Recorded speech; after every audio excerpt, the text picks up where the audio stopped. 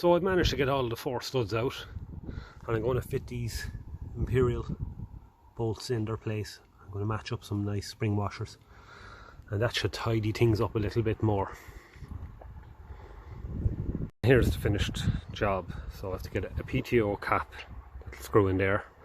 Have one on the other tractors, so I don't want to take them off them, so I'll order that. Nice aluminium one, and I think that's a lot neater looking now.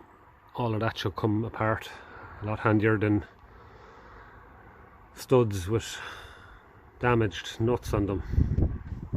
I'm happy with that, and took them things off that were underneath here. There was some form of a hedge cutter on it, I think, at some stage in the past, so I think they were something to do with it.